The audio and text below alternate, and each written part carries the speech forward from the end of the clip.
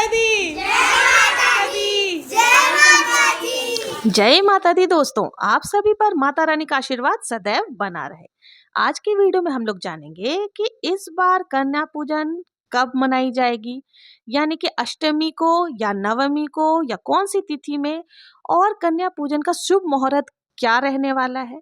कन्या पूजन के समय में कौन से कार्य भूलकर भी नहीं करने चाहिए और कन्या पूजन क्यों जरूरी है, ये सारी चीजें आज की वीडियो में आप लोगों को पता चलेगी। और कन्याओं का संख्या जो है वो कन्या पूजन के समय वो कितनी होनी चाहिए, और कन्या पूजन के पीछे क्या कहानी है, और कन्या पूजन का क्या फल होता है, यानी कि कन्याओं का संख्या का क्या फल होता है, ये सारी जानकारी आपको आज की वीडियो में मिलने वाली है। इसलिए वीडियो को पूरा देखें, स्किप बिल्कुल भी ना करें। तो आइए जानते हैं कि कन्या पूजन क्यों जरूरी है और नवरात्रि में कन्या पूजन के बिना आदिशक्ति की पूजा अधूरी क्यों मानी जाती है।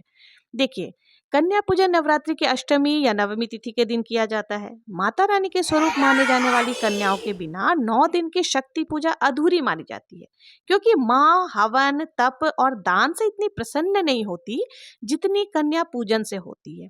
कुछ लोग उपवास के अंतिम दिन यानी नवमी तिथि को कन्या पूजन का संकल्प करते हैं, या फिर आप अष्टमी को भी कन्या पूजन कर सकते हैं। नवरात्रि में कन्या पूजन करने से माँ भगवती की कृपा बहुत ही आसानी से मिल जाती है, क्योंकि कन्याओं में माँ आदिशक्ति का वास होता है। कन्या पूजन में ध्यान रखने की एक बात है कि कन्याओं की जो उम्र है वो 2 से 10 वर्ष की बीच होनी चाहिए। साथ ही हमें एक बालक यानी कि बटुक भैरव को भी आमंत्रित करना चाहिए, क्योंकि बटुक भैरव जो होता है उन्हें लांगर का रूप माना जाता है। आदिशक्ति की सेवा और सुरक्षा के लिए भगवान शिव ने हर शक्ति पीठ के साथ एक भैरव जी को रखा हुआ है, इसलिए देवी के साथ इनकी भी पूजा करना अनिवार्य मानी गई है।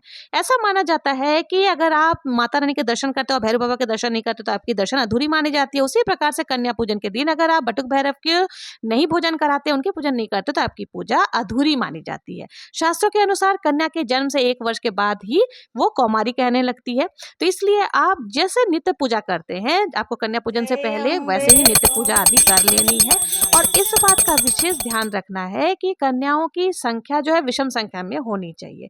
और कन्या जब आपके घर पर आए उसके पहले आपको क्या करना है, पूजा पाठ आदि सब कुछ जरूर से कर लेनी है। साथ ही आपको अपने घर को भी साफ सफाई जरूर से कर लेना है, क्योंकि माता भगवती का ही रूप कन्याएं मानी जाती है। तो इसलिए अष्टमी या नवमी तिथि जिस दिन भी आप कन्या पूजन कर रहे हैं उसके पहले आप अपने घर की साफ सफाई अच्छे से कर लेना है, ताकि जो कन्याएं स्वयं माता का स्वरूप मानी जाती है और वो जब आपके घर पर आए तो स्वच्छता का माहौल होना चाहिए, बहुत ही शांत माहौल होना चाहिए, तभी कन्या पूजन का फल हमें मिलता है। तो आप कन्या पूजन से पहले जितनी भी कन्याएं मिल सके 3, 5, 7, 9, ध्यान रखिएगा कि विषम संख्या में ही आपको कन्याओं का पूजन करना है, और साथ ही एक बालक को भी आप जरूर से पूजन में रखें। इसके बाद आप घर की जो पूजा होती है, दैनिक पूजा, जिस तरह से आपने 9 दिन तक पूजा किया है वैसे आपको पूजा पाठ हवन आदि सब कुछ कर लेनी है। कन्या भोज कराने से पहले ही ये सारे कार्य आपके पूर्ण हो जाना चाहिए। अगर आप सप्तशती का पाठ करते हैं तो उसको भी आपको पूर्ण कर लेना है, और फिर आप कन्याओं को पूजन करें। कन्याओं के आते ही आपको कन्या को भोजन कराने नहीं बिठाना है, पहले आपको उनके हाथ पैर धुलवाना है, उसके बाद ही आपको भोजन कराना है। तो देखिए, जैसे ही कन्याएं आपके घर पर आती है आप उनके हाथ पैरों को धुलाकर उनके मस्तक पर हल्दी कुमकुम से तिलक लगाएं।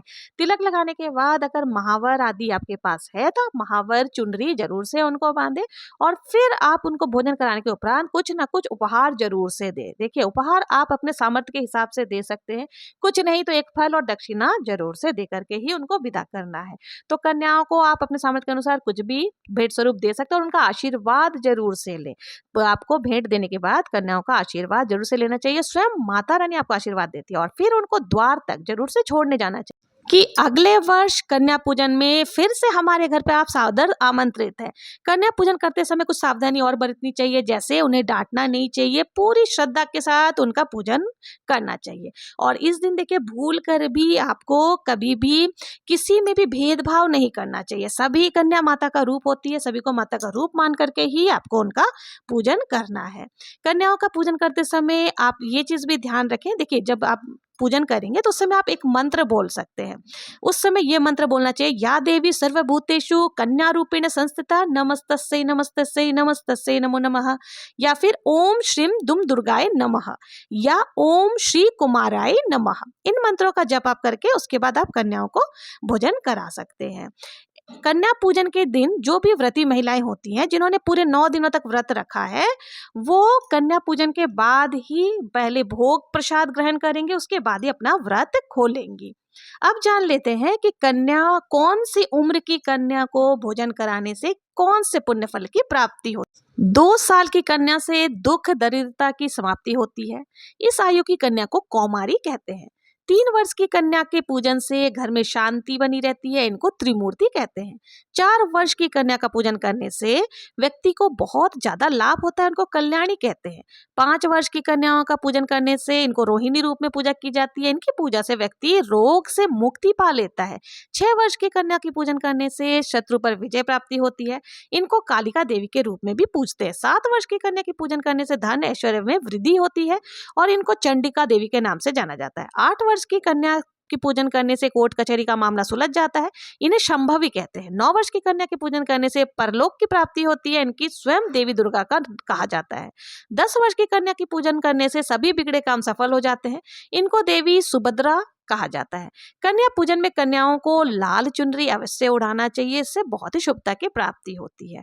तो देखिए, अब इस प्रकार से हम कौन सी उम्र की कन्या से हमें क्या फल मिलता है ये आप लोगों ने जान ही लिया होगा। और जब भी कन्या आप पूजन करें तो साथ में एक बटुक भैरव की पूजा जरूर से करना चाहिए, क्योंकि जितने भी माता रानी के शक्तिपीठ हैं सभी जगह भगवान शिव ने भैरव रूप में माता रानी की रक्षा करने के लिए बिठा रखा है और भैरव जी की भी पूजा की जाती है। तो इसलिए आपको बटुक भैरव की भी पूजन जरूर से करना चाहिए, यानी कि 9 कन्या हो, 7 कन्या हो, 5 कन्या हो, उनके साथ एक भैरव बाबा का भी पूजन आपको करना है, यानी कि लांगुर की भी आपको जिमाना जरूरी होता है। तो इस प्रकार से आप कन्या पूजन कर सकते हैं। आशा है आपको समझ में आ ही गया होगा कि कन्या पूजन हमें कब करना है, किस तरह से करना है और कन्या पूजन का समय क्या रहने वाला है। तो अगर आपको मेरा ये वीडियो हेल्पफुल लगा हो, जरा भी पसंद आया, तो प्लीज मेरे चैनल को लाइक शेयर सब्सक्राइब करना ना भूलें। मिलते हैं नेक्स्ट वीडियो में किसी और पूजा विधि के साथ। तब तक के लिए जय श्री कृष्णा, जय माता दी।